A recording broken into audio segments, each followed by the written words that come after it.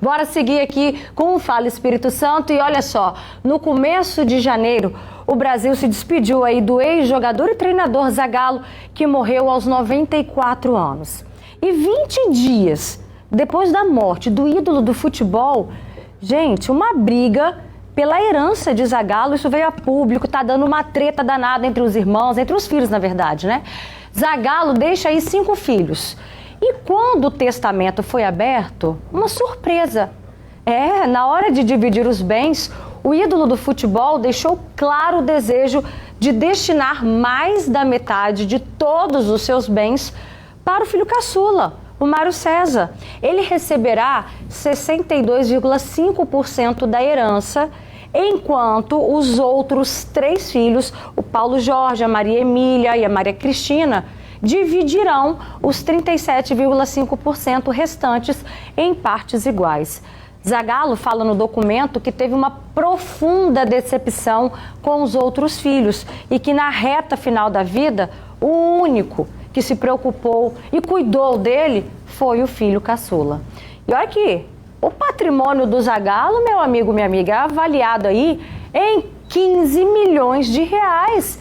E os outros herdeiros, o que eles já fizeram? Já entraram na justiça, né? Agora, cá entre nós, vamos trazer para a nossa realidade. Não importa, né? Se é muito dinheiro, se é pouco, se é rico ou se é pobre. Na maioria dos casos, a divisão termina em quê? Fala para mim. Em briga, não é verdade? E esse vai ser o nosso assunto de agora. Aqui no nosso estúdio, eu recebo o advogado Eduardo Coelho Dias, famoso Zedu. Obrigada pela sua participação, Zedu. Boa tarde, viu? Boa tarde, Roberta. Boa tarde. É sempre um prazer estar aqui. Prazer é todo nosso. Aline Hess, eu estava com saudades da senhora, viu? Seja bem-vinda de volta. Obrigada. Obrigada a você, viu? E Lenir, que está passando por uma situação que já ela vai contar pra gente com os irmãos. O pai faleceu há um tempo atrás. Mas antes, você que tem uma história, né, aí também dessa divisão dos bens, quando você ouve um caso como esse do Zagallo, qual é a sua opinião sobre essa situação, Leni? Boa tarde. Boa tarde, Roberta. Boa tarde a todos os ouvintes. A gente fica triste, né, com a situação dessa, porque os direitos são iguais. Eu creio que o direito teria que ser para todos, não só para um. Na divisão, eu creio que deveria dividir por partes iguais para todos. Então vamos tirar essa dúvida com ele que está aqui para isso. Zedu, esse caso aí do Zagallo, né? Mais da metade, 62,5%. Pode isso? O que diz a lei sobre a partilha da herança? Bom, a primeira coisa que a gente tem que entender é a seguinte.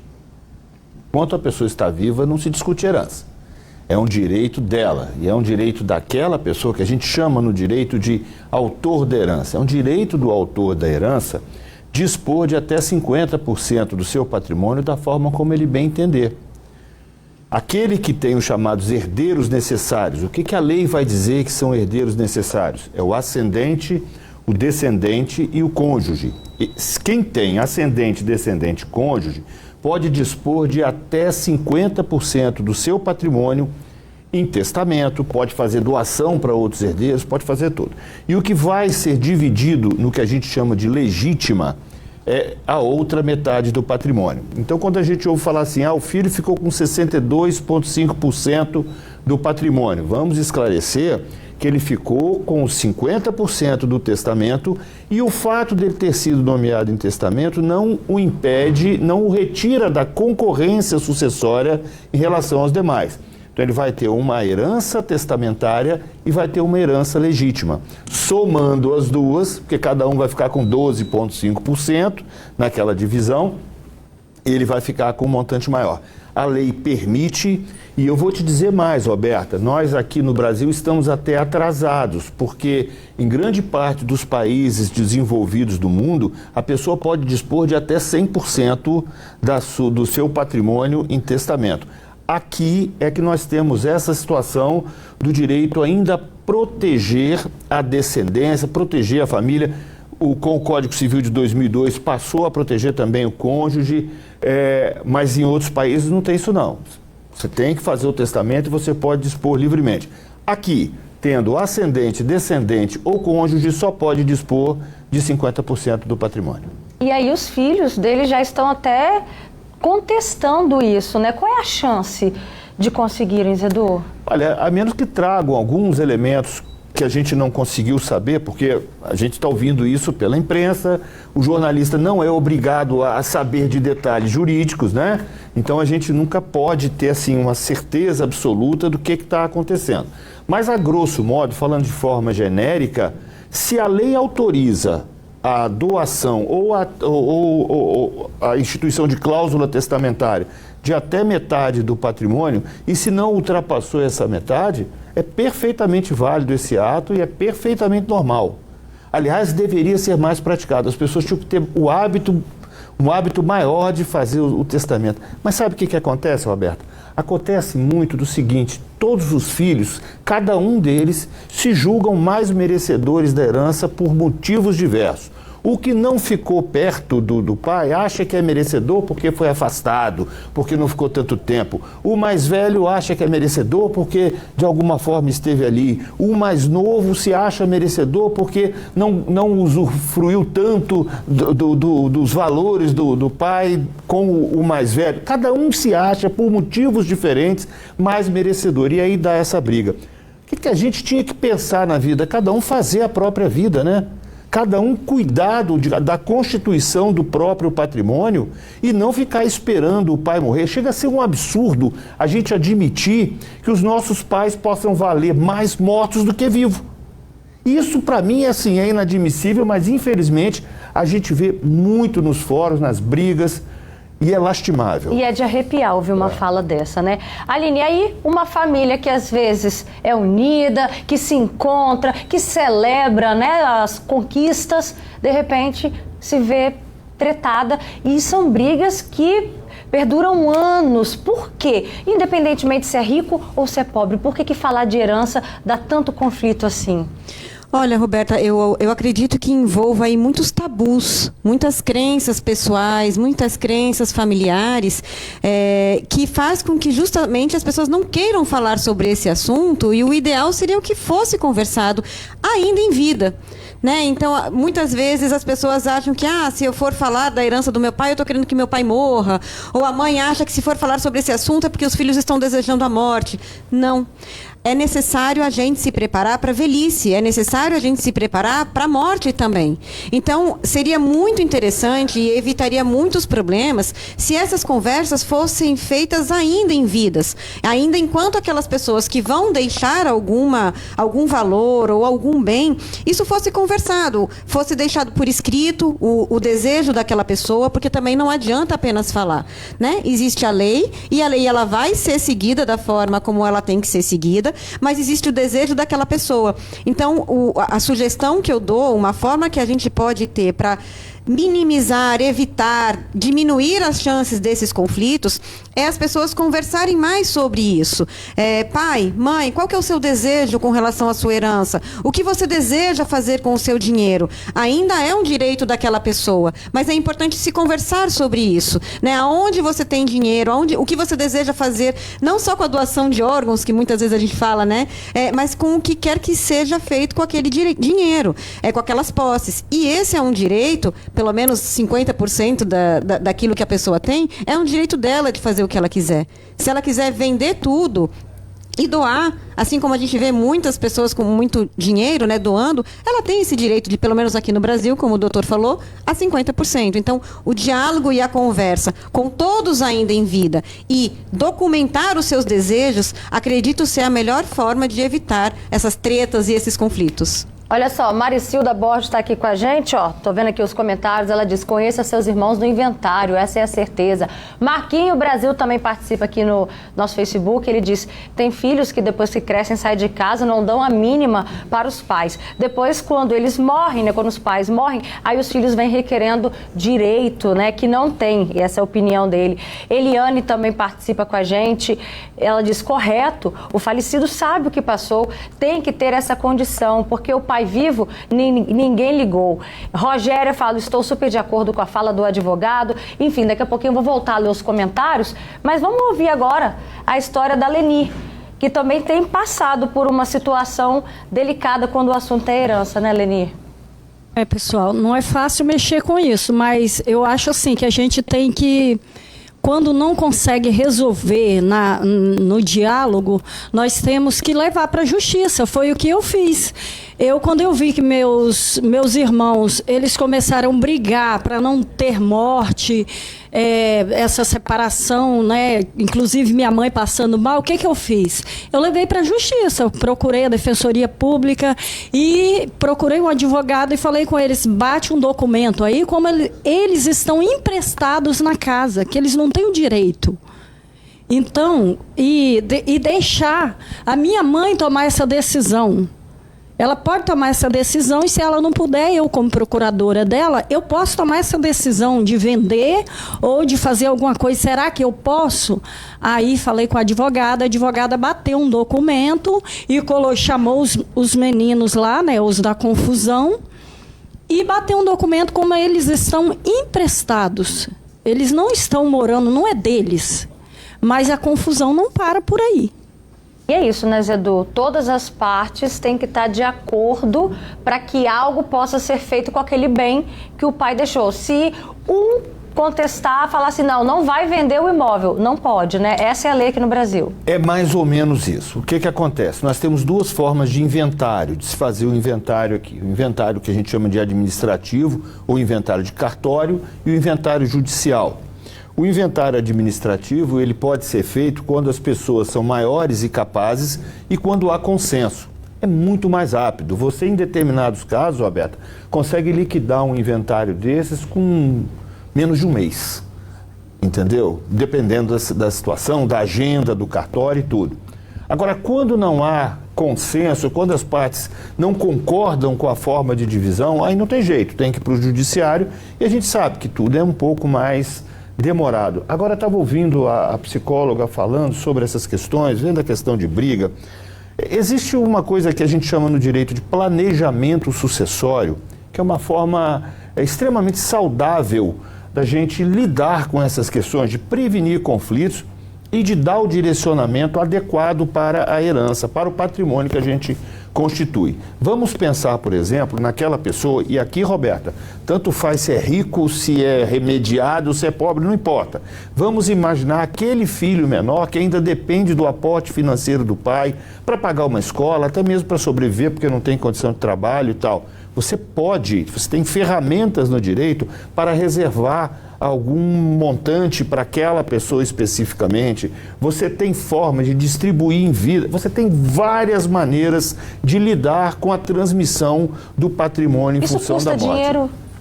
Nada é de graça, né? Antigamente a gente dizia que só relógio trabalha de graça. Hoje em dia você tem que pagar a bateria, não é assim?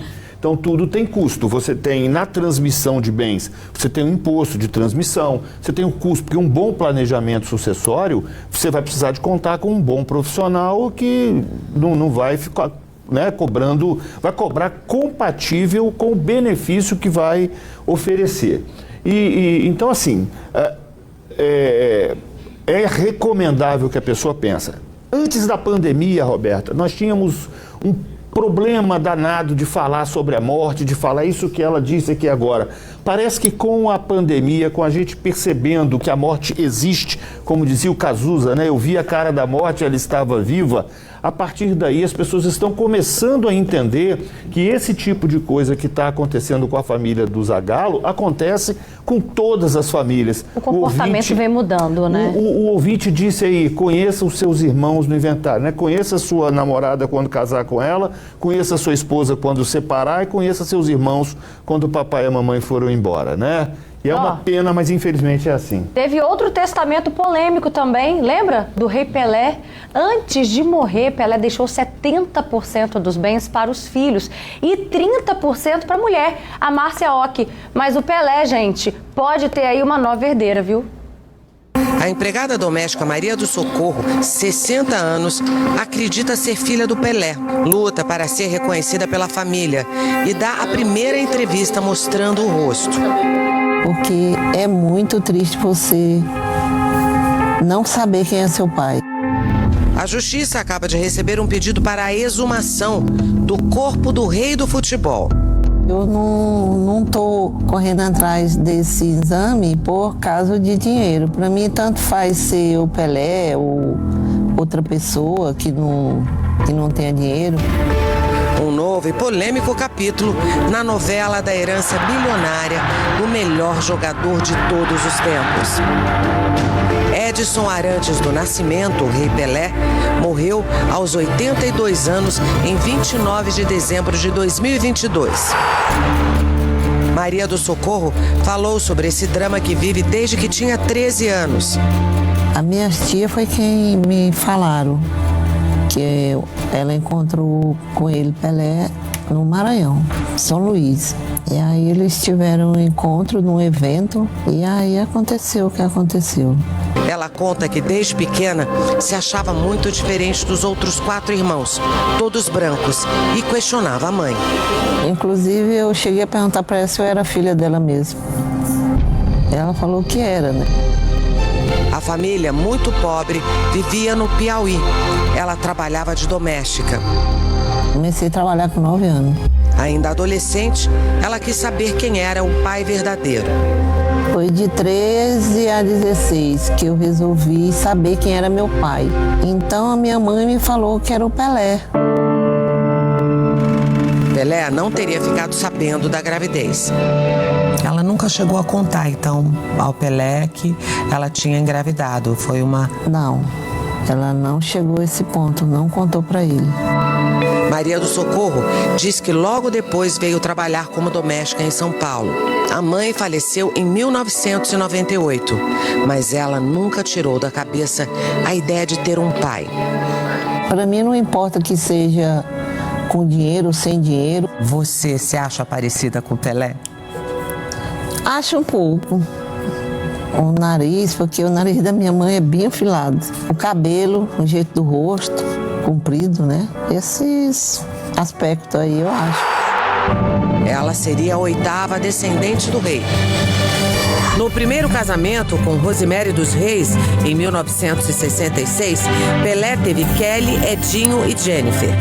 Kelly teve 4 filhos e Edinho 2 meninas. Do segundo casamento, com a Círia Seixas, nasceram os gêmeos Joshua e Celeste. A filha Flávia, de 54 anos, é de um relacionamento extraconjugal.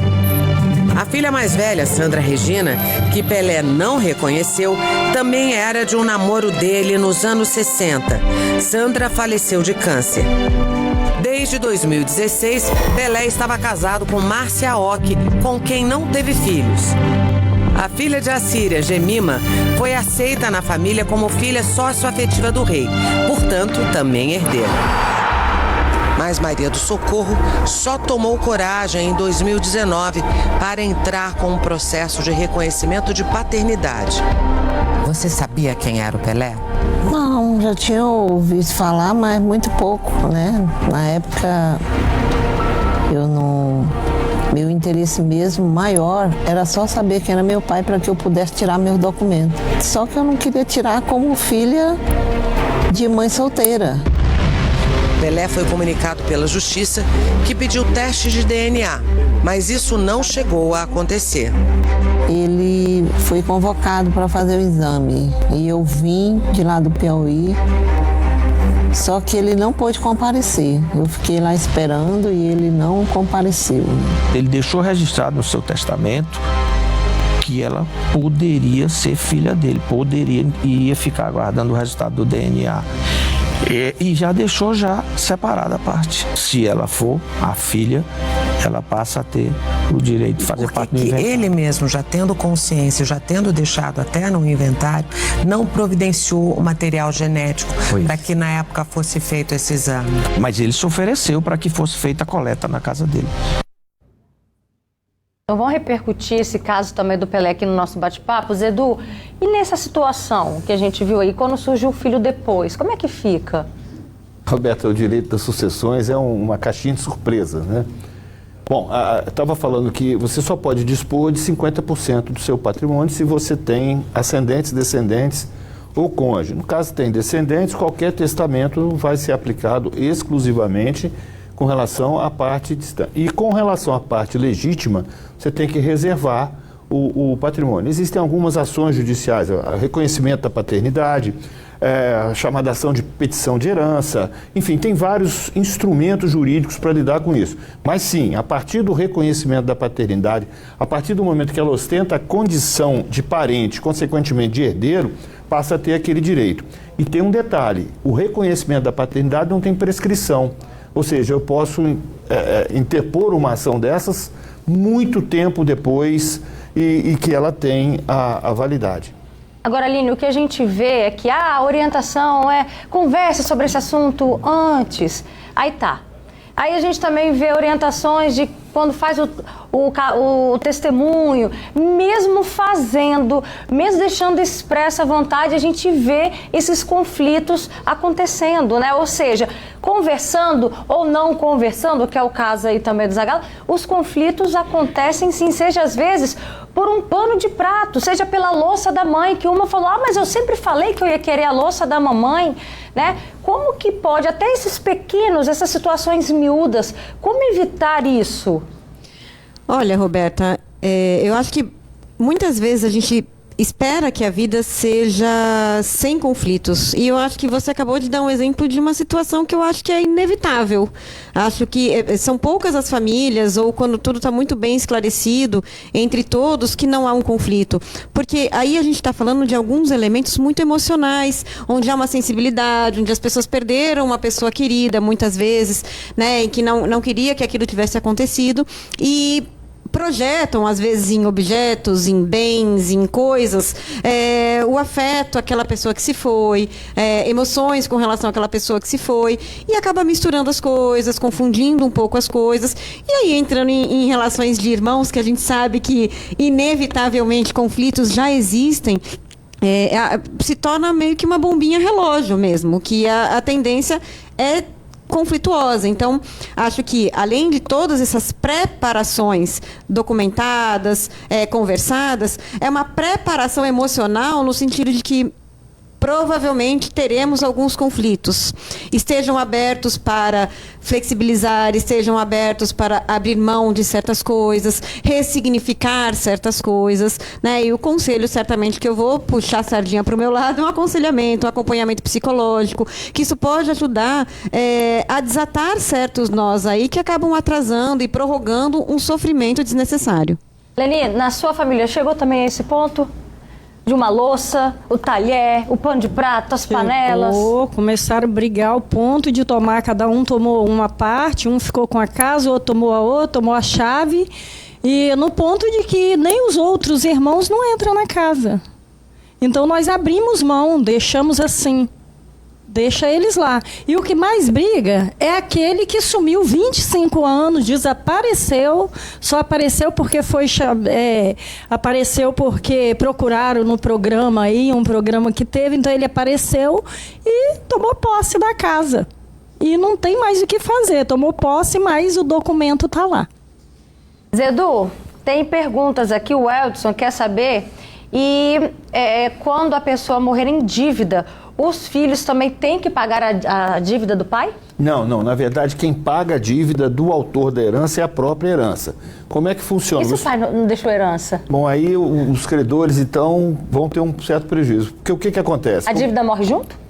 É que a dívida morra, mas se ela não tiver uma outra garantia, dificilmente você consegue receber.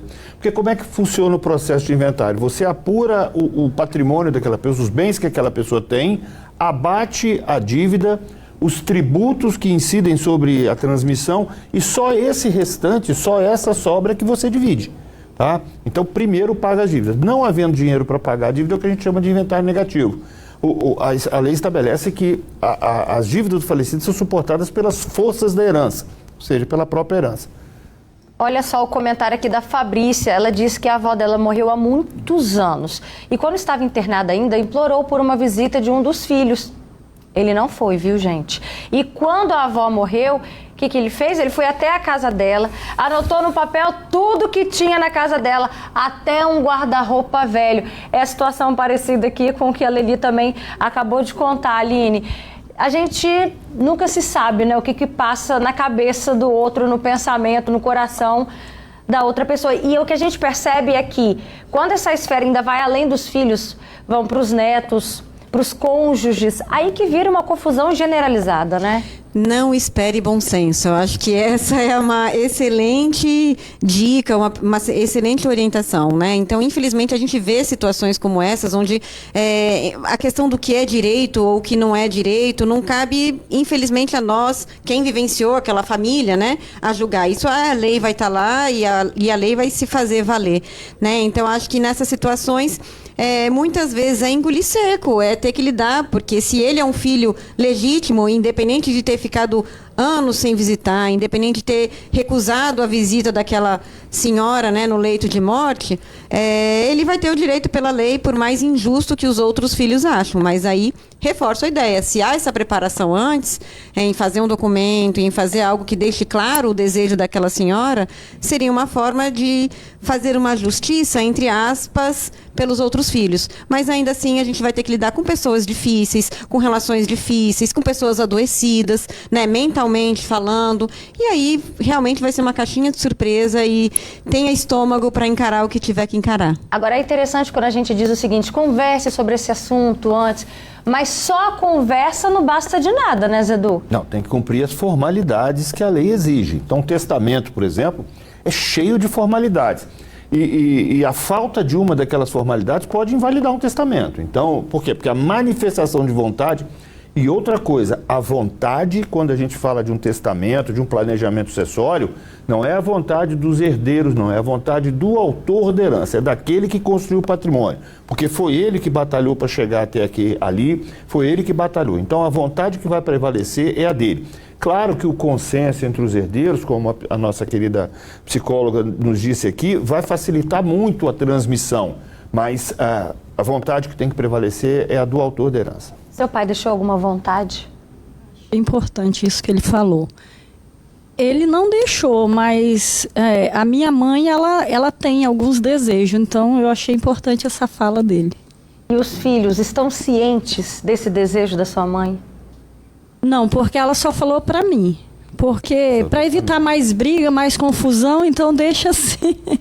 Então eu achei importante essa fala e também procurar, né, os direitos na justiça, fazer esse inventário, vai ser muito legal. E registrar, né? E registrar tudo. Para que essa vontade dela, né, seja ali realmente oficializada, para evitar mais conflito ainda, que a gente sabe, né, acontece. Mesmo. Obrigada pela participação de todos vocês, Aline Hessel, Zedu, Leni. Que fique tudo bem na família, tudo em paz, viu? Um beijo. Bora